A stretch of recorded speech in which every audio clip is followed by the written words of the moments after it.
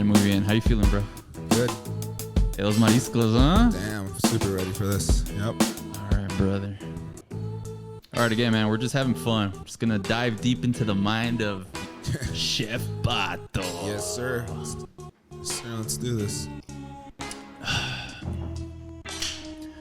All right, welcome back, guys, to Dirt Surfers. I've been out for a minute. Probably haven't podcasted in about going on 8 months, but we've been cooking. I've been cooking, and I have some shit to share with you guys. So I hope you guys enjoy this episode. Welcome to the studio. Welcome to the studio, Pato. Thank you so much. Bodie is gonna be in the frame. He's probably gonna sit on you a couple of times, but he's super chill. Love cats. All right, cool, guys. Man. Welcome back to Dirt Surfers. This episode is actually our first episode of season 3. Today's guest is a culinary anomaly, traveling, executing, cultivating not only food, but sound waves, voicing growth and staying open source to the underground world that only few truly know. In this small town of El Paso, welcome to the studio, Edgar Delfin. Hey, well, what's up, Fernie? Thank you so much for inviting me, man. Yeah, dude, we've been talking about this for a minute, no? Yeah, we were. And, hey, if you need to take him down. No, absolutely. I'm super cool. I love cats. I love cats, so he can chill with me at any time. Hey, so where were we at right now? What was that little restaurant you just took us to? It's called Puerto Vallarta here in Montana. It's really good. It's fire. Yeah, it's really good Mexican food, Mexican seafood, mariscos, and I love it. It's your spot or what? Yeah, it's my spot because like you get like a really nice salsa with a side of like it's kind of like a ceviche, like a tuna ceviche. Yeah. Some nice chips, and then you also get all these like. It was a good vibe, bro. Yeah, it is, and it was cheap. It was cheap, which is great. Which is like now something we should talk about good cheap food. Only in El Paso, fool. Right, I know. Yeah. All right, man. Well, we have a lot of stuff to talk about, but we're gonna break it up into segments. Pretty much just 15-minute pieces. Pretty smooth flow, nothing crazy. So we're gonna start off with. Let's see. We can start off with a quick rundown of your birthplace. So, are you a native to El Paso? No, you were from Juarez, correct? Yes, I was born in Juarez, in actually a really popular neighborhood called Melchor Ocampo, which is one of the oldest neighborhoods in Juarez. Also, it's kind of it was a rough neighborhood for a couple of years. It has a kind of a it's kind of identified as one of those places that it's full of cholos, and like all that kind of stuff. But it's all good people, So how long were you out there for before you transitioned over to El Paso? Almost. What is it? Like back in 2013, I started living over here. No shit. But I was born over there. I went to school over there. I graduated over there. I did my baptism, my first communion. Oh, you got dunked, my confirmation. Yeah, I know. Todo? Everything, dude. Santito. Oh, yeah, I did. Shit. That's the reason I have so much luck, dude, because I've been... Yeah, I believe that, dude. Yeah, if you got dunked, bro, you're blessed. I got definitely dunked. Yeah. But, it's, lived over there. Dope. Came back over here. Okay, cool. So, and from like Juarez, surely, because most people know you locally here in the scene as a chef. Mm-hmm. I mean, I met you as a chef first. Well, no, actually, I met you as a bassist first. But Luis was always telling me about, the chef. So when in like your childhood, when more or less did you know, like, okay, food is something that I could fuck with? You know what? It's funny because somebody asked me that the other day. It's like, oh, do you like being a cook or a chef? And I hesitated a little bit. I was like, why? What do you mean? That's a good question. Because I do like it and I don't at the same time. And I guess I do like it in some aspects, but also at one point, I like food. I like making food. I like the concept of food, executing food. Being a chef, that's hard, I see what you're saying. It's like two different things, It's like, it's a really like love-hate relationship. Well, what is it? Because of the title? Like the title's heavy, right? Chef. Right. I think the title of chef means that you have to execute things a proper way, right? Gotcha. And you got to have like discipline and all these things that I did have to learn as I progressed as a chef. But do I like telling people what to do? Absolutely not. Yeah, that's true. It's really hard, but you have to do it for the sake of the the business. Simon. Like at the end of the day, a chef has to understand business, right? And he has to know how to, try to do quality or quantity control. There's all sorts of shit, dude. And then on top of that, dude, like you have a crew. So like your crew is pretty much, I can only compare it to screen printing because like once you reach a certain level, everyone compares that standard and they're like, well, we need to get that standard every single time you either put out a shirt or a plate or whatever. So you're not only doing your shit, bro, but now you're teaching other people's your little secrets and like your trickers of the trades to execute that plate or that t-shirt, right? So I know exactly what you're talking about, man. Yeah, correct. Absolutely correct. So at one point, I had like 17 employees, like in Austin. Oh, man. Here in El Paso. So their problems are my problems, right? Exactly. If they don't give a shit, that's a problem. So you basically have to teach. I think the most important part about being a chef is that you have to teach people to care. Like, that is really hard to do because you have to tell people like, hey, you gotta have your station clean. You have to cut your tomatoes this way. You gotta like, you're missing plus, like all these small little things. You have to be an asshole about it, And I don't like to be an asshole. Yeah, dude. I mean, there's certain lines though that if you cross, the asshole comes out. It does, and but it's because of that standard, right? It's that standard, yes. It's that standard that you're setting. Correct. Yes. So let's step back a little bit because we did jump a little there. But so do you have a core memory or do you have any like any childhood memories of like your first plate or like because I mean you grew up in Juarez, bro. So that's some heavy like the food doesn't compare when you come to El Paso if you grew up in Juarez. It's like watered down over here, but over there it's raw. It's like oh yeah, totally. And you know what? Like I always feel that. Well, first of all, my family, they're all really great cooks. Like, all my tias. Aprendió. Like, I think my palate was refined because of the background, my family background of how good they are at cooking. Like, my tia Ida, for example, she made fresh tortillas every evening, Like, mantequilla, exactly. You roll it up, dude. Oh my God! Like you're like mouth watered and shit. And you don't forget that shit ever, dude. Exactly. Like once you have that, you're like, that is a standard, So it was already like cooked into your family DNA. It was, and you were around it. I was super around it, and then after that, like when I was partying in Juarez most of the time, like I went to these amazing little like food stands, I had like the best burritos over there, like tortas. This is like late night food. We're talking about being fucked up at 4 a.m. Vampiros. Yeah, and you're like, oh my God, let's get some burritos, or let's get some tortas from Salomon. And let me ask you about that. So how do you feel the transition of the nightlife as far as food goes in Juarez compared to El Paso? I think we don't even have anything, huh? There's non-existent. It doesn't even exist. It doesn't exist. And over there in Juarez, it's like, it's a different world, I kind of see it like how Japan, it's just like at nighttime, like food that you can't have during the day, you can have at night. We don't have that here, dude. We don't. And it's so weird because the only options that we have is like, like more like corporate restaurant. Whataburger. And así como que, ay, güey, I don't want to have that shit anymore. But over there in Juarez, it's kind of like, hey, where you guys want to go? You want to get menudo? Do you want to get some A las 3 de la mañana? 5 in the morning, dude. This place called El Puente. Dude, and it's so cool because you go over there, dude, and it's like you see all these like people coming out of bars or like clubs, and everybody's kind of like tipsy. It's a scene, and everybody's having fun. Like the party still goes, and like everybody's like in a good mood. People have restaurants making money. Everybody's like aware that how much things are going on, and I thought that was the way to go. Most of the time that Lick It Up has been open, it's been open until like 2 a.m. I wanted to make that. Damn, you had bar hours for food? I did. I am a firm believer of, late night food. Yeah. And because you also grew up in that. Yeah, exactly. It's part of your life. And for me, even though it was vegan at the beginning, like that was our angle. Oh, talking about Lick It Up? Yes. Okay. It was always my angle to have like vegan late night food, right? And I think when here in El Paso, when I started, people were just going crazy about it. I mean, if you're vegan, Yeah. and you're hungry at 1:30 in the morning. Yeah. Good luck with that, right? Yeah, dude, no one's doing that. Yeah. And then the prep and all that stuff, it's like, pescadas. Yeah, exactly.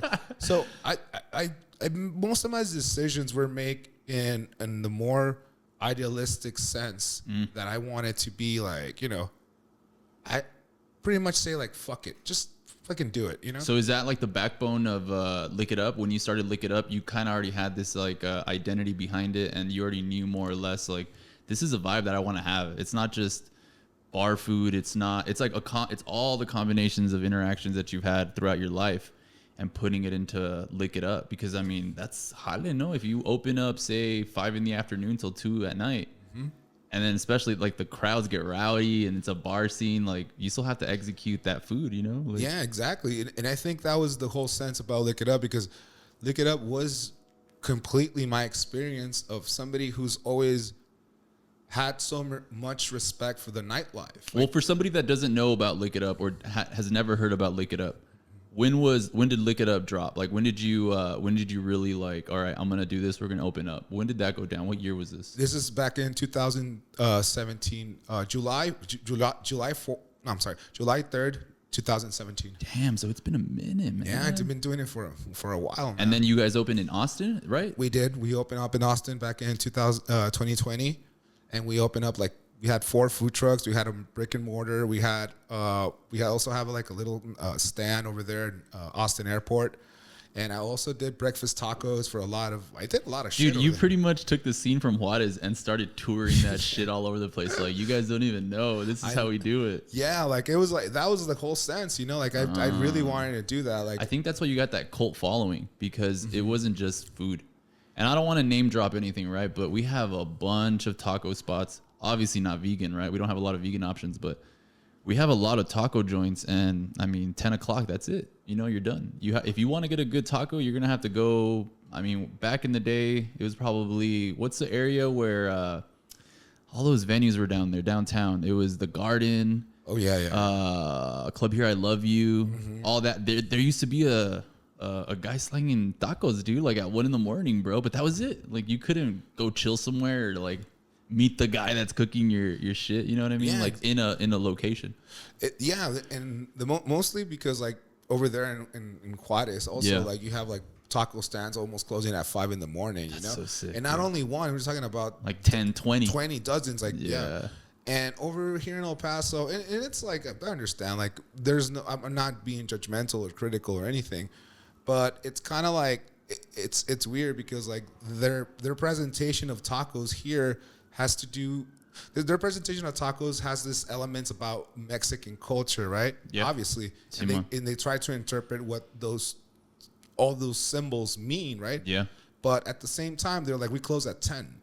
Which is kind of like not too Mexican, because right? Mexican kind of also entitles getting fucked up and being there at 4, 3 in the morning. Yeah. And if you're closing jalando, you like, oh yeah, like we love like all these things about cumbias and norteñas and everything, but we close at 8 p.m. It's like practice what you preach, yeah, right? Exactly. Like, it's like, are you trying to be edgy or not? Yeah. If you want to be edgy, close until 2. Yeah, I feel like there's a lot of confines here in El Paso. There's a lot of like walls that you have to, imaginary walls that you have to break down, because it's just a standard that's been in this town for a long time. But I get it too. I get it. I understand this from the business aspect, is that there's a lot of people that really like Whataburger late at night. They do. And as much as you can do some cool shit, they're like, that's cool, but I want a patty melt. I want a patty melt, you know? And I'll be honest, man, like I'm been there, I've been there. Yeah. Because it's open, it's consistent. And you know what? Cometa's does it. And Cometa, they're from Juarez, dude. Sí, cierto. Like Cometa. Las platas de Cometa. Yeah, and people love Cometa, and you understand why. Because Cometa does deliver. And they're like, we're gonna close until 4 in the morning. Dude, but they're like, they have meseras. Like, they have, like, they wait on you. Like, it's popping. Dude, you go to Cometa and you feel you're in Juarez, dude. Yeah, that's the truth. That's true. You don't feel you're in El Paso. Simón. And I think those elements, it's like, can we have like 20 of these around this area? You know? Yeah, dude. No, it's true. Damn, dude, you just unpacked a lot right there. Okay, well, let's take a little detour just into your history with music, because you also, I mean, I met you as a bass player, but do you play any other instruments? Yeah, I play guitar. I also played a little, just as dabbled a little bit of drums back when I was like growing up, when I was a teenager. But I was always been around music. I've been playing since I was like 14 years old, so it's been quite a while. Since 14, dude. Yeah, and I'm gonna be 42 next. No shit, dude. I'm gonna be 42 Damn, next dude, week. You look good, brother. Thank you, dude. I don't know what it is. It's the music. Se lava la cara, se lava la Toda la cara. cara. No, it's what you're doing, dude. It's the Nivea that I put on. A man without a plan is not a man. I know, right? I know. I put a little Nivea. Nivea. I know. Pomada la campana. Pomada la campana. Yeah, definitely, dude. I'm blessed in the bell, dude. Yeah, dude. My family swears by that stuff. I know. Bro. It's 'cause they're so good. But you gotta embrace your roots, bro. That's what I love about you, bro, is that, and we talked a little bit about this, just identity, right? Since El Paso is kind of like a cornucopia of cultures, and it's in the name, like I was telling you, it's just El Paso, it's just a step or just like a road to get to another city or state. People kind of don't realize, like, I mean, this is Mexico, bro. Like, we have heavy roots with Mexico, not so much Texas. correct. Right. And I mean, Whataburger is hella Texas, right? And we got one, but at the end of the day, I totally agree with you, man. We don't have 20 spots that you can choose from. You go to Juarez, you got 20 vendors you can choose from, let alone other places that you can go to. So it's like constant evolution of eating great food, man. Mm-hmm. So you kind of have a edge on others because you were born into that. Right. You didn't just hear about it. Like, I hear about it. I didn't live it. Like, you actually lived it, right? Yeah, and this is something that people say is like, oh my God, lick it up, like so well seasoned. And I was like, it's not well seasoned, it's just the standard. Oh, you know what I mean? Educating people out here. Yeah, it's like that's the way it's supposed to taste, Like, you're eating it like, that's very true. No, well, that's pretty much hitting the point, which is consistency and executing that product, right? Like, correct. No matter what time it is. Yeah, exactly. And I think, and you know what? Like, I think the staff that I had at Lick It Up, there's such sweet guys. Oh, dude! I met some. Dude, they're awesome guys. They're super awesome, man. You met them. They're like this is. I wanted to surround myself with people who understand the culture, and they were glad to do what they needed to do. Obviously, we had some bad employees. And it always was like, oh, like a bad employee, that means the Lick It Up is bad. Like people made that relationship. And we did have some really rough months, but it did have to do a lot with what was going, the pandemic, post-pandemic. The world in general. And I don't blame it. I don't blame anybody, but it's like, it's really what we decide to do. And everything, I remember somebody telling me like, oh, Lick It Up didn't taste like it used to. And I'm like, you're right, but it's gonna be corrected. That constructive criticism, and you always need feedback, right? Like, yeah, of course.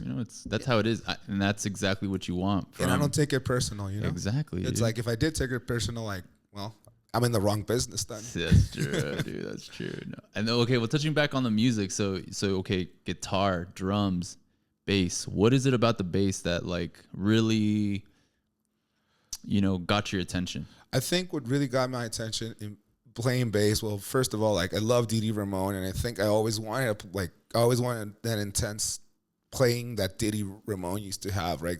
A lot of down strumming, and just knowing about like this band I really loved. Well, while I was growing up, I always felt like this band was like an epitome of what it could be. Of anything I do, right? Mm-hmm. It could be fast. It could be so fast, and it could be hit you in the face, right? Yeah, and that's the way I always thought about like anything I did. Like I just wanted to do it fast, and not give a fuck about like the results. Yeah, who cares? And I think the way I play bass, it's kind of like because I could be like more of a downstrumming, like more technical. It's like organized chaos. Yeah, exactly. And I just want to play hard and look cool playing. Yeah, dude. That's bass. That's bass. There's nothing wrong with saying I want to look cool while I play bass. No, man. Like it's self-love, man. You gotta speak highly of yourself, right? Yeah, because you're an entertainer, dude. Entertain people. Hey, like, good point. I'm not gonna be like, well, I'm this like really technical bass player, and I just like Yeah. I'll let my bass speak for me. I Yeah, was you like, know, they say never meet your hero or whatever, but I was hard into Interpol, and then I saw them live, and I was like, right? no se mueven. No se mueven. Yeah, I was like, bro, it sounds hard. dude, that bass player from Interpol is like an amazing bass Dude, player. he's sick, right? He's super sick. Pero no se mueve, Pero no güey. se mueve. But he looks good. It looks good. The aesthetic of the band makes them not have to move. Yeah. But I like what you said. At the end of the day, you're on stage. You're a showman. You have to give them a show. You know Exactly. what I mean? Yeah. There's nothing wrong. There's nothing wrong to playing or doing for the sake of the audience. Like I always think like I want to entertain the audience. I want us to look cool. And like with this band, like Discordia, when I'm playing right now. Oof, la Discordia. Yeah, I know. And they're like great. I mean, as I said, there's amazing guys, and like right now, I just feel like that was like something I wanted to do, and I wanted to be like, I wanted to help them be the band. You know, I want this is like Joe's like vision, and I wanted to help Joe for that vision. You know, and I wanted to contribute in that way. You know, I just wanted to like, you know, like play hard. Yeah, no, it's punk, man. Yeah. But also, you've played another band, so your sound evolves throughout the years, right? And then you get really comfortable. I can only compare like skating. I don't play any instruments, but with skating, it's like once you build your style and you can go fast, there's really nothing that can stop you except for yourself. So if you start like getting too technical, or you like want to look cool, or like, you know, fucking stunt on people, you're gonna eat shit. You have to be fluid. You have to know your style and just let it go. Right. You know, and I feel like now that I heard your other projects and like the bands that you played before, but especially being here at the studio and hearing you guys live, as you guys keep jamming, you keep getting more and more fluid, and then the last tracks, you're just going hard. Yeah, totally, dude. And it's because like, I don't know. I don't want to be that kind of guy that, you know, he's doing projects and not feel motivated by them. You know, I don't want to say like, yeah, I'll do this. Yes, I'll do that, and not put my heart into it. You know. Yeah, be able to execute, right? Like. Yeah, and sometimes like you need that energy to execute what you're doing, and when you do it, and at first it kind of feels like, oh, what am I trying to do here? Because you're thinking about the consumer or like the person, or because just the overall environment of I'm playing in a band? The overall environment, I think, because what I'm trying to do is trying to make the music. Well, first of all, I concentrate like on the music itself, right? Like, what is the style? Like, what does the main writer want, you know? And sound structure. You definitely are. When you're jamming, I definitely see that from you. You're like picking everything apart because it's an ensemble, right? Everything has to fit in perfectly, and bass is in the back, bro. It's controlling the flow of everything, no? Correct. Yeah, and this is the way, like, I wanted to be a student of the band, you know? Nice. Like, be quiet. I definitely got that vibe from you. Yeah, like, be quiet, listen to how the song is, and try to practice the song. And once it's there, you're like, what's the next step, you know? Put a little bit of things that may, you know, sound good on the song, and if the seasoning. Yep, and if the main writer, he's like, oh hell yeah, that sounds good. I was like, oh, thank you. Cool. So yeah, now I know what he wants, right? Yeah. And after that happens, now it's kind of like, all right, let's perform great now. Now it's like you have all those elements. You know, now you feel comfortable. You know, like, dude, let's fucking rock. You know, let's do this, and it's just like start building up, and before you know it, the other bandmates were like, oh, this guy's like. Well, he cares. He cares, and it's like, oh shit, he cares and he gets it. He gets it. See, and then when that happens, now you're able to like contribute more. You know, like and then you feel comfortable, right? Yeah. Because I can only imagine, man. Like you come into a new group. You had just gotten back from El Paso, no? You were telling me. Yeah, it's from Austin That's right. Yeah, I was there for 5 years. You know, and I came. Oh, you were in Austin for 5 years? Yeah. Oh, so and I came back, and I was like, oh my god, like I didn't find anybody I could hang out or just, you know, click up with, and obviously these guys are like, they're sweethearts. I love these guys. Nothing happens for fucking like no reason, bro. Nothing's coincidence, bro. No, and you know what's weird is like people who think the same way you think, we kind of like blend in together. Yeah, we gravitate to. It's like we're pinches imanes, dude. Yeah, like, it's exactly. Like you're with your type. you know, with Yeah. your kind. You're like, oh, this is my kind. This is the tribe. This is my tribe, you know? Yeah. And I want to be part of the tribe. And once that happens, once you have the right people, once you have the right kind of people for projects, dude, it's unstoppable. It's the mindset. Because it doesn't stop. Like, it just keeps going and evolving and going. Yeah, and it going. compounds on each other. Like all the actions that you guys are actually talking about. Yeah. You're actually doing it. Yeah. In bands, and I've been in situations where like drama it's like a cancer. Casos de la vida real. Casos de la vida real. And it's a cancer to any project, you know? Yeah. Because it's like, it's a cancer. Is that what you said? Yeah. It's a cancer. Yeah. It is. And I'm like, how does my mamas leave them outside, you know? Yeah. All my mamas go like outside of the door, dude. Can't entertain it, dog. Can't entertain it. Yeah. Oh, damn. Hold on. We're going to take a quick little break just because I got to check the camera. Just give me 1 sec. Yes, sir.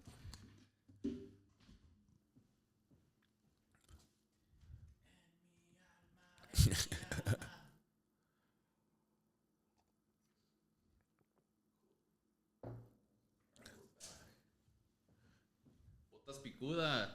Here. You want to be on camera, bro, but chill. I know, right? Everyone likes the camera. Everyone know? likes the camera. Everyone likes the camera. All right, we're doing good. See, that's already 26 minutes in. Okay. So you know what? Let's talk a little bit more of your cooking career. So, how did the Guy Fieri stuff all come about? How did the cooking games or the game show all come about? Was it something that you had to, like, were you invited, or is it something that you pursued? Well, the first time, this was back in 2018. I'm sorry. Yeah, 2018. Yes. That's all right. We can correct dates on the bio. On the bio. Yeah. No, actually, it was 2019 when the show aired, in August 2nd of 2019. That's good recall, man. No, unfortunately, it was a day before the Walmart shooting. So I remember. Oh, so that heavy. Yeah. So that happened on a Friday. We were aired on the Food Network. I remember that morning, bro. I remember. Shit. Yeah, because like it was a Friday, and the next day we had, we were expecting, like a big turnout, and that happened. And obviously, like it was such a tragic day. Yeah. And I remember that day so clearly, and especially because like I remember somebody putting a comment, and it made me so sad because the comment said, "I can't believe what just happened today. One day we are on national TV for our culinary arts, and the next day we're on the national TV for a mass shooting." And I thought I was like that was so sad that day. Fucked me up. Yeah, I know, and I kept thinking about that so much, and coming from Juarez and all the violence that happened over there, like I made a promise to myself that I will never normalize violence. I will never normalize. I love that. That would always be against the violence, Yeah, man. and what it is, like Peacemakers, dog. Yeah, of course, and I'll never be like, I will never justify violence. Doesn't even matter what it is. Going back to the Guy Fieri thing, so he came in 2018. We recorded, but that was a long ass day. I remember staying up till like I didn't sleep for 24 hours. No, I believe you, bro. Because I had to, like, they give you this format where you need to follow, Did you get like an acting coach or some shit, like how to act on? Yeah, I knew it. I know. That's crazy, and they and they're really nice. Like they're yeah, for sure. Yeah, for and sure. they're always like, all right, Pato, try to be more personable. Try to do this, like smile more and do this and that. And it's so cool. I remember just meeting the people from the Food Network. And they were so cool. Like we partied afterwards. Actually, after we filmed, they're like, all right, cool, let's party, right? Yeah. So yeah, but I'm sure that doesn't happen with everybody, dude. Like I know it has to be chemistry. You have to, like, yeah. But I mean, at the time, it's a bunch of punk kids, Yeah. Dude, it's just so cool because at the end of the day, it's a bunch of punk kids doing food, and you think that it's something, Yeah. It's absolutely something. So when you were there on set, more or less like the rundown, how long was all that process? That process was kind of. You're good. That process was there was 2 days that I had to do that for the Guy Fieri thing. It was one that had to be done on a day when Guy was going to be there. And Guy Fieri's super cool, by the way. And I'm going to share this with Shout out let me Fieri. Guy Fieri, and like, let me share this with him about him. he told me that he's been to Juarez a couple of times, and he knows the streets. Like, he knows Felipe Angeles, he knows Anapra, and he knows like all the other side of the other side of Juarez. And I was like, how the hell do you know that? Like, how do you know Felipe, La Colonia Lopez Mateos? Like, he's like, well, at least like once a year I used to go over there and help build houses. Like, he built houses, and he like wasn't different. He would do some shit like that. Yeah, dude. And he's saying like he used to play like football with the team, like with like the locals team over there, and just play with the kids. And he was just helping. He went underground. He went to the underground. Dude, and that meant a lot to me. Like, it meant a lot. Automatic like chemistry. Yeah, I was like, dude, this guy's a badass, dude. That's amazing what he knows about Juarez. And it made me kind of like really emotional, because I was like, damn, dude, like, you can be so famous and you can be this well-known figure, and at the same time do really humble things, really good things that help humanity without even the cameras there. Egoless. Yeah, like without like having this whole thing about like, oh, a special, you know. Limpien las calles, ya llegó el guy. Ya llegó el guy, I know, right? That fool just showed up. I know, dude. Imagine seeing his hair like on the shiny sun in Anapra. Yes, segura que. I know, dude. He'll probably look like some kind of spectrum, dude. Right, dude. It's like this, the third.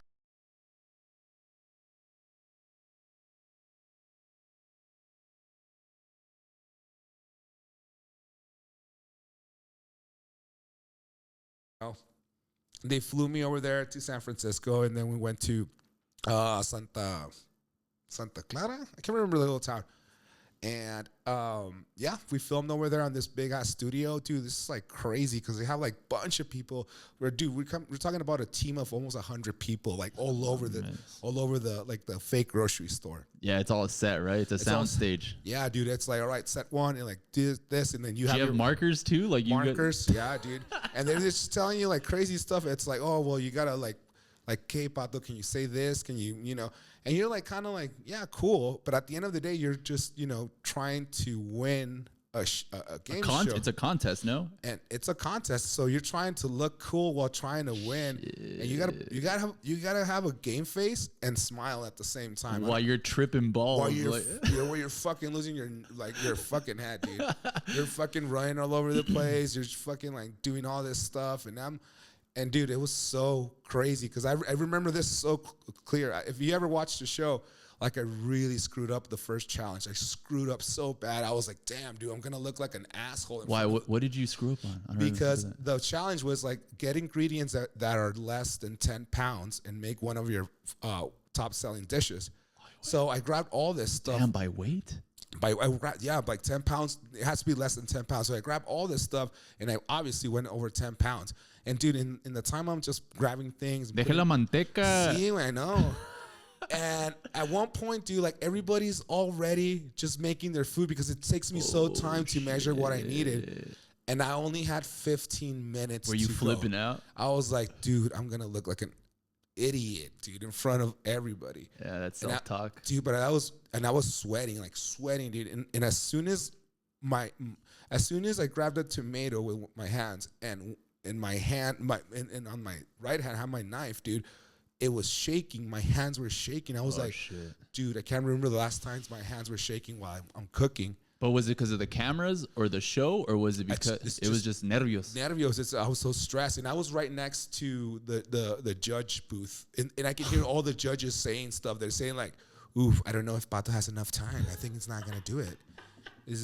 I think that's it for him. Like, there's no way he's gonna come back from that one." It's like all the talking heads around you. And I'm like hyperventilating. Ah, but that Mexa came out, and you're all, and then Guy Fieri's coming over. He's like, "Hey, what's up, chef? What you got here?" I was like, I was stressing out, and I was like, dude, it's one of those things that clicked. I was like, dude, like, go fast, and I was like just cutting, and I was just went like, autopilot. And even I can hear like the judge was like, dude, look at Pato, like, he's just going so fast on doing this. And dude, I did this plate. I did tacos al hambre. It wasn't my favorite one, or it looked good or anything, but I did it. Tacos al hambre. Tacos al hambre vegan. They had to do. It was a challenge. Gotcha. and I came second place in that challenge. And on the second one, that one was always like try to make a steakhouse vegan dinner, which I did. Damn. Yeah, I know, and it was pretty good. And A vegan dinner? yeah, dude, No it was. man. I know, and you have to make like 4 plates. And at the end, I won the show by 1 point, dude. Damn, bro. Yeah, by 1 point, which is crazy, dude. I was like, holy shit, dude. I couldn't believe what happened. Like, honestly, I was like, wow, dude. So, like, in retrospect, now, like, that you're sitting here a year later and you're talking about all this stuff, what would you say was that thing that flipped the switch to get you into autopilot? I think it's one of those survival skills, dude. You know, it's like if you have me cornered, I'll fight back, dude. I'm like Hulk Hogan, dude. You know, like Hulk Hogan, like they get him on the corners, Yeah, brother. and then he starts doing Yeah. the whole finger, dude. Hulkamania. Yeah, like the whole finger thing. That was me, dude. That's dope, dude. I don't know why that happens. I'm not saying that. Oh well, I'm not saying I'm a Hulk Hogan. No, I feel you. I know what wish. I know what you're saying. I know what you're saying. But it's kind of like you like that attitude of you get pissed off. And Survival, man. yeah, dude. It's like It's like I'm either gonna die right now or I'm gonna die swinging, bro. right, dude. Yeah, exactly. Fregazos. Exactly, dude. But yeah, I mean that was something I really figure out by my own, because in different situations in my life that I had to, like, you know, I done a lot of mistakes, but I also corrected many ones. Yeah, man. So Like I said, man, I keep always saying this, man. It doesn't matter how you fuck up, it's how you fix it, man. yeah, dude. Yeah, exactly. So yeah, pretty much got to win the show, and the Guy Fieri thing will always be something special in my life. No, for sure, man. I mean, it was 3 of you, no? It was 3 contestants. It was 4. It was 4. Yeah, me and another 3. And by a point, dude. By a fucking point. I was like, Jesus Christ. You know, I remember just being there. I was like, wow, I won? Like why am I You couldn't believe it or what? Yeah, I was like, why am I winning? What do you mean, dude? I don't know. That's cool, man. Yeah, right. Well, thanks for sharing all that, man. Because Yeah, again, of like course. it's really hard to, what's the word, extrapolate all of this information from people's head. Because I know when you're in that type of high pressure shit, you kind of go into blackout mode, and something taps in, and you don't even remember what happened. You kind of just go into flow state.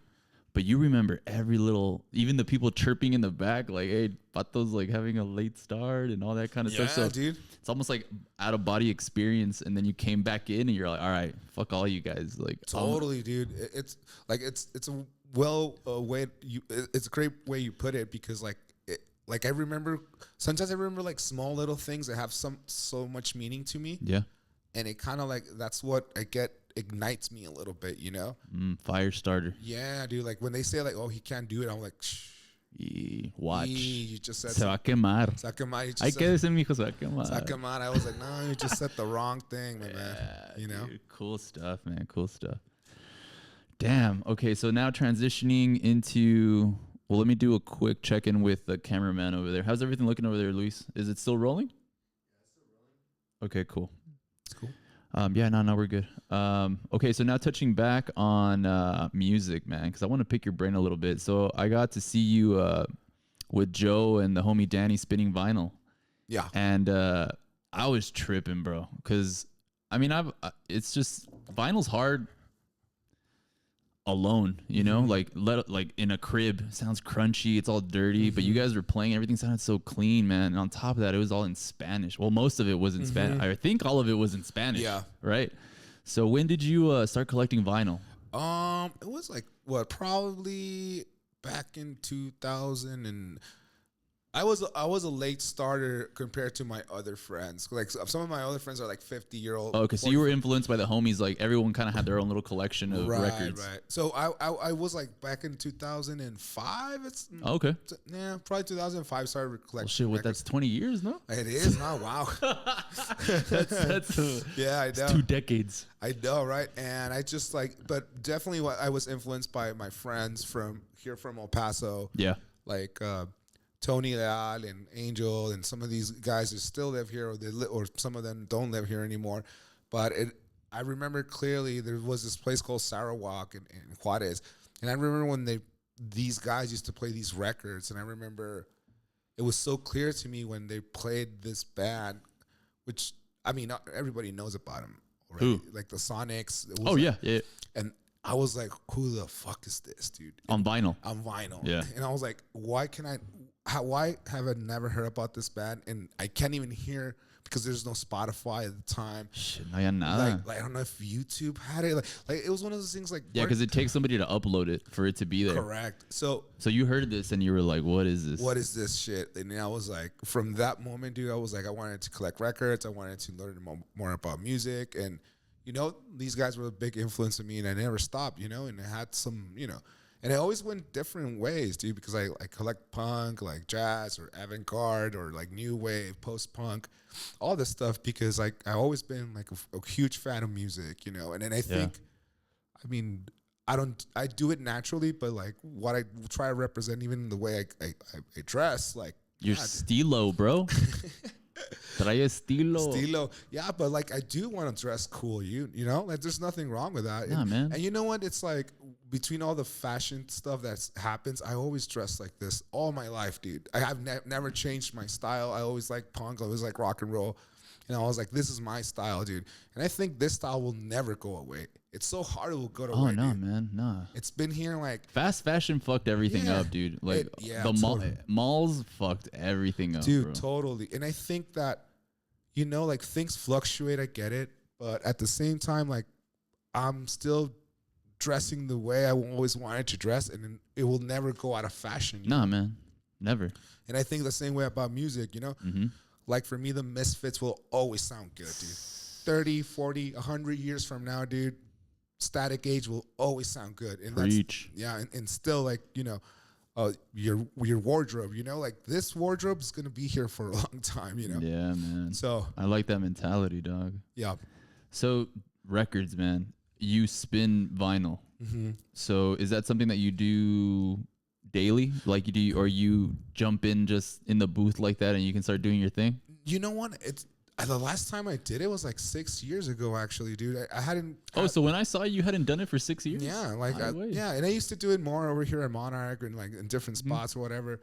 But you know, I was like, I guess like the whole sense of just, you know, trying to be hyper focused and lick it up. You know, I had to like, you know, I had to like take a little bit of time off of for sure. music and like spinning records or even buying records. Like I remember not buying records for a while, but I started like, I need records. I know, and I started back again. But I think like being with this band again, it just like it opened up my inner taste for music again, I guess. Like it was like, dude, remember that you will always be this. Yeah, like the first time that you picked up that vinyl and you were at Juarez, what was that place called? Sour what? Sarawak. Sarawak. Yeah. So yeah. like that reignited when you started coming, you came back to El Paso and you started hearing the scene, and then, you know, with the band and everything, you kind of got that inspiration again to like, damn, I got to get back to my roots. Cause 6 years is a long time without spinning your vinyl, dog. Yeah, Like, no, and it was like I was just like so fucking happy. I was like, damn, dude, it's like it feels like I was trying to convince myself of something different that I wasn't, you know? It's interesting. like, okay. And now it's kind of like, dude, don't forget who you are, dude. You know?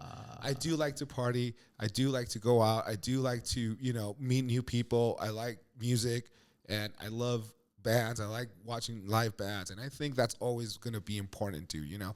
And the more people are involved with it, the better. Beautifully said. Wow. All right, let's transition into film. So you've dipped your toe into acting, or you've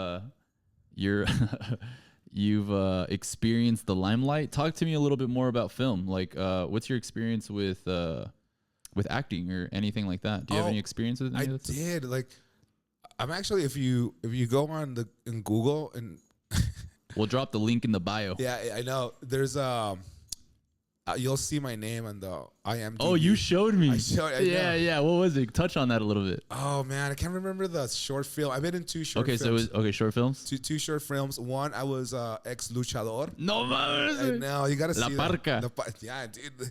Banana way. Now the time I was a big guy, so more than the parca was like the panza. La panza. But so I had that.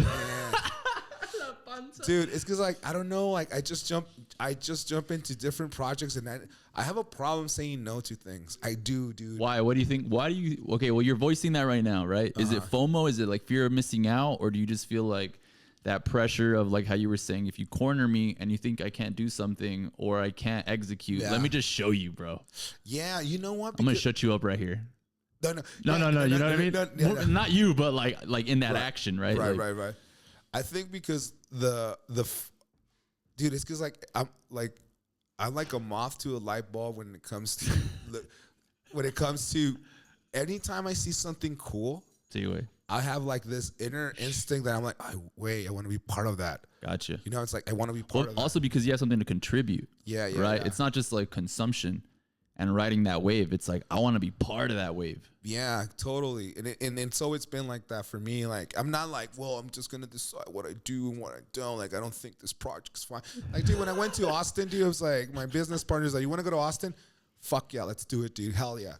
Let's touch on that because you gave me a really good example of how you view life, and you were talking about how opportunities come and go. Yeah, and that's always happening, especially here in El Paso because there's so much shit going on. Mm-hmm. These windows, you have like a 5-second rule. Explain to me how you broke that down. Where if you get asked to do something or you get an idea, you give yourself a time limit. Yeah, totally. So as I was telling you earlier, like for example, if you want to, let's say you want to decide to make something, right? Mm-hmm.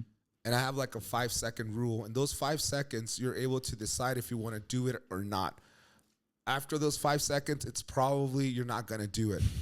So I always take like when you ask me like you want to do this, I take like 5 seconds, and it's like 4, 3. Yeah, it was like 5 seconds. 2.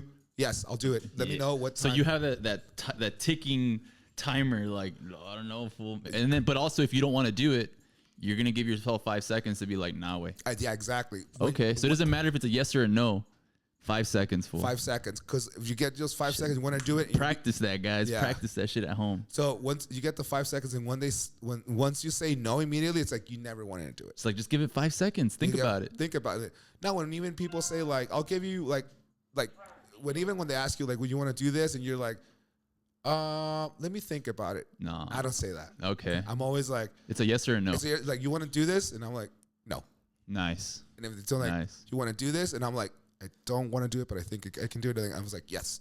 So when you doubt yourself, it's a yes. But when you know in your bones that this is whack or I don't want to do it, no. Yeah. I love it, man. I love it, dude. And then how was it with that acting? So for like the short films, something was obviously telling you like, yeah, dude. Like I remember like doing this for this. It was called Colectivo Vagón, and they asked me if I wanted to play like a luchador. I was like, I never had any acting experience, and they gave me the script, and it was like 10, 15 minutes. Oh, you had lines. I had lines. Like it was like a full script I had to learn, and even the director was like, if you want to improvise, that's cool. Yeah. And I remember doing this scene, and he was like, holy shit, dude, that was great. Nature boy. Yeah, and I was like, sale natural. Sí, güey, pero I don't know why that happened. I was like, I just wanted to do things correctly, and I think this is the thing I always had. Like, I just want to do the shit the correct way, you know. Even when I started cooking, like I started as a dishwasher, dude. Like I was a dishwasher from the ground up. Yeah, and then it's like, okay, you want to prep? I was like, yes, I want to prep, but I want to learn how to prep. Yeah, but you have to start from the very bottom if you want to get to that top and know, because you got to know it A through Z, bro. Like every little step. Hey, this spoon's dirty. Right. Like, you know what I mean? Yeah. But because you've washed 100 fucking spoons in a day or some shit, dude. And I'm a great dishwasher too, dude. I'm fucking dude. Like I have this whole system. Dude. Do you really? Fuck yeah, dude. It's like super. We should do a tutorial video on how to wash platos for the fucking. I swear to God, dude. Like I'll just. Hey, Mexicans don't trust dishwashers, bro. I know, right? Toda mano. Toda mano, yeah, dude. And I was like, I'll have this water like steaming hot, dude. No way. Throw all the dishes, and I'll just be quick, dude. Like, and I always time myself. I don't know. Like I always been like always kind of. Time frames. Yeah, dude, just discipline, dude. And anything, like, there's some discipline to cleaning dishes, too, dude. Like, I don't give a shit who the fuck you are, dude. Like, you have to be disciplined in everything, dude. I remember being so good at cleaning, like, these huge-ass pots, dude. They had, like, gunk and, like, all this stuff in the bottom, dude. And I was so good at cleaning those pots, dude, because I wanted to clean those pots correctly. And if you don't have the love in cleaning a pot, you won't have love in cleaning anything else, dude. Damn, you won't, dude. bro. You won't. Yeah, no, it's true. That's how the studio life is. It's like if you can't even clean the toilet, that just shows me that when you mix my shit, you're gonna leave a bunch of crap all over it, dude, because you're scared to get dirty. Exactly. You know. Mm-hmm. So yeah, man, that's damn. Pato, you blow my mind right now, dog. And again, this is only an hour, so who knows, man? I think we're gonna definitely have to do a second episode a little later on and stuff. But let's keep touching on some stuff here. Let me see what I got. Let's dive into the future. Okay. So right now you're obviously transitioning from Lick It Up. There's a venture that we can get into right now. You're also in a band. That's, I mean, damn, you guys. I mean, I saw you at Lowbrow. You guys already had a bunch of shows here locally. You guys went out of town, so I'm sure that's gonna keep growing, right? But let's start off with food. What's the future of food looking like for you? Well, for now, it kind of seems that I closed Lick It Up, and I think that was the right decision for me. I did it for a couple of years. Mm-hmm.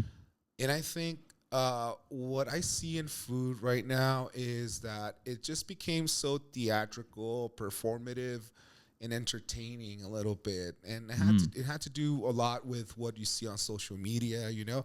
And I'm not saying like it's right or wrong, it's just not my style. Gotcha. I mean, even though I was on TV, and at the same time I was like, do I really need to be all the time making content to be a good food establishment? And I feel like right now it is. It's all about like, what are your acolytes? What are your like where have you been nominated? Like how many likes do you have on your post, on your reel? And it just seems like so performative to me that I was like, oh my God. Turned you off. Yeah, dude. It seemed that I had to concentrate more on making a silly post or a silly reel. Yeah. Or like this has this whole team of guys seeing how you make food instead of concentrating on the food itself. Exactly, man. And I'm saying there's nothing wrong with that. It's a tool. You see it as a tool. You don't see it as like this is real life, because a lot of people see and mistaken what they have on Instagram or what they see on Instagram for real life. Yeah, absolutely. And I mean, we're talking shit here, but at the same time, it's like it's a fucking phone. You know, that's not real life, guys. You know, like you got to hit it up. You got to see it in action before you even start thinking that what you're seeing on the phone is even real. Exactly. And I felt like, we're going to take this video and I want to do this. I want you to do that. And like trying to You started doing dances and shit? Yeah, dances. I know, dude. Like, yeah, I'm not going to do that shit anymore, dude. I was just getting tired. Like, it just gets tiring because like I love food and I make food and I understand, but like, why do I have to be a clown just to sell food? And I'm sorry, not clown in the No. I know exactly what you mean, man. Why do I have to perform to sell food? And man. It's a turn off for me. And it's okay that if people want to do it, you know. But that's es su asunto. Es su asunto, but it's not my angle, you know? Yeah. I always been a line cook, and I always like to be in the back and just making good food. Not making good food and just coming out and just like, hey guys, check it out. Yeah, it looks good. It has a filter on it. Yeah. And you put a song on it, and then it's gonna sell out. But I'm not even happy with that plate. But you got 100 likes or some shit. Likes. Yeah. So it does. It kind of fools you into thinking that what you're doing because they like it online, that you're doing the right thing. And I feel like there's like a fork in the road, bro. And like you go that way. Right. And you're not going your path anymore. No, you're going towards like what people are watching. Exactly. And liking. Exactly. And it's a performance. It's a theater. Yeah. And now it's kind of like, even like what you see on those Instagram reels, it's like I want to highlight a vibe, and I'm like, what about if you highlight the food, you know? See? And Like, why do I have to be in this shot? yeah, like why does it have to be like this? And you know, like it's crazy because of what I feel. It's that I think that's a little punk inside of me who's Hell like, yeah. it's always like, fuck this shit. Yeah, this shit's dude. lame, you know. Yeah. And but it's not. It's just not my style, you know. Yeah, but also It's just that's not yourself. That's your defense mechanism. that is my defense mechanism. And you know what? Like my defense mechanism is that when I see something that is in the realm of mass consumption and mass consumption as a tool for performative arts, I back away from it instinctively. I have this instinct about like, nah. Es que no tiene soul. No tiene soul, No tiene yeah. vida. No tiene vida. And it's repetitive all the time. Yeah. Trendy. It's just the next trend. Yeah. And that's me. Again, No, yeah. that is These me. are your opinions. This is your walk of life. Yeah. But at the same time, you got to own it because you're putting out quality content. Yeah. And not just content, man. We talked about it. It's music. It's your vibe. It's hosting. Like when you have people come to your place and they sit down and you watch them eating your tacos, I'm sure it makes you feel some type of way. Like, fuck. Hope there's not a pinche curita or que le, you know, right? like, Yeah. you know. No, dude? it's always it's really panicky. Like all the time, I'm like, damn. Like I'm always like, I think waking up every morning, I'll be like, oh my god, I hope the line's good. I hope everything. So at the end, dude, like the best food I ever have tried in my life, it just they're not even Instagram worthy. Exactly. Know? It's like there's not even a presence. The presence, there's flat, and it's it's a plastic dish or a plastic plate, and it's amazing, dude. Even in Austin, like North Austin has like the most amazing like Asian food, like Thai or like Chinese, Korean, the most amazing food. But you go to downtown and they don't get no recognition. It's not in the scope of Eater or all That's these. weird, huh? But you go to downtown Austin and like, oh, this like new spot, new, you know, Asian fusion, whatever, with $25 cocktails. And I'm like, this is what the industry is all about now. It's about presenting a vibe, nominated driven, get exposure driven. And I'm like, damn, we just forgot about food. Yeah. And that's kind of like, even though I want to go back to food, at the same time, I'm like a little turned off by it. No, I feel you. I feel you, man. Yeah. But at least you're able to voice this stuff because if you were just because this is a problem that I'm kind of like navigating is that when I get upset or when something doesn't go my way creatively or business endeavors, I'll burn it to the ground, and it's usually because of other people. Right. So it's like I rather burn it all down so that no one can talk about this anymore or nobody can like fuck with it because at the end of the day, exactly, you get so far away from the original mission that you rather see it burn than try to go back and complete the mission. Right. You know what I mean? But I feel like at the same time, like Lick It Up, because in Austin it's still open or no? No, it's closed. Oh, okay, so Lick It Up is completely gone. Yeah. okay, cool. So let's go into the future of food. So you were talking to me about a new spot that you're gonna be. Can you talk about any of that stuff or? I can talk some like a little bit about it. Okay, cool. It's definitely I'm gonna I'm gonna try to compliment a little bit on the scene, a little bit on. Mostly on the DIY scene, on the underground scene. I'm gonna try to like keep incorporating that. That's something I'm gonna do. More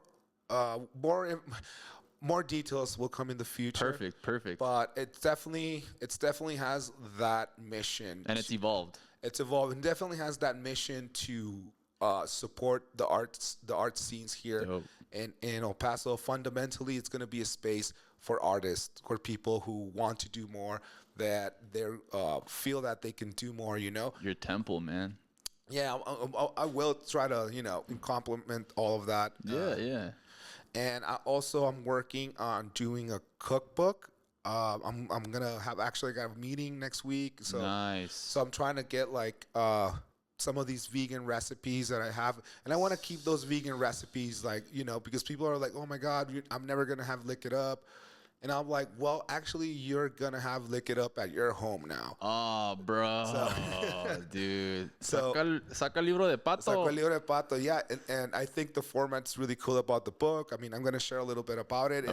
It's like 10 crazy stories that happened to me in Juarez. And it's going to be parallel to 10 recipes from Lick It Up. So I think it's Can't gonna be a wait for really, that. I'm thinking about doing some photo shoots and some really cool angles, some of my friends to help me on that. So I think I'm excited about that. Sounds like you're excited about it. Yeah, I love it. I don't want I want Lick It Up to be known and be forever for people, and vegans, or non-vegans can be able to make salsas, can make some like carne asada, whatever, Damn, dude. Heavy, heavy, heavy. All right, I'm gonna ask you one last question just to wrap it up because we've hit the hour mark. Okay. If you could, if you could kind of talk to yourself as a kid, now as an adult, what would you tell your younger self? Say like you said, like around 8 or 9, when you really started, like, okay, like this is a cool place, like El Pato or Juarez. Like, what would future Pato tell young Pato right now? That's actually great, and I think I'm gonna quote a little bit of Larry David from Curb Your Enthusiasm. In the last episode, I love that last episode, but he says, I think that's even the title of the episode. He says, "I have never learned a lesson." And I love that, dude. Like, Dude, that makes so much sense though, coming from that fool though, dude. Yes, I've never learned a lesson. And I love that. And I think that's what I will tell my younger self. Like, hey, never learn a lesson. Yeah, dude, just do it your way, Just bro. do it your way. Yeah. Fucking cowboy, dude. Yeah, I know. Like Larry David, love Larry David. And I think when I heard that, I was like, damn, dude, that's liberating, dude. That's a philosophy, dude. That is a philosophy. Yeah. Damn, guys. All right. Well, we've hit an hour. Where could the audience that's watching this and listening to this find you and kind of get a little look into your corner of your life, dog? Are you on social media? Yeah, it's Pato.Delfin. Obviously, we have Lick It Up still. I'm going to put some of the, we're going to try, add. It's evolving. It's evolving. Yeah, I'm going to put some stuff on the Lick It Up page. Obviously, this podcast will be. For sure. Will be posted nice. there. So you can check that out. And yeah, just I'm going to keep doing something for Lick It Up and that on that sense. Awesome. All right, Pato. Well, it was a pleasure having you in the studio, man. It's been a pleasure meeting you and getting to know you. And I'm excited for the future. Yes, sir. Thank you so much, man. Thank you, brother. Love you, man. Love you, brother. All right, guys. We're going to sign off.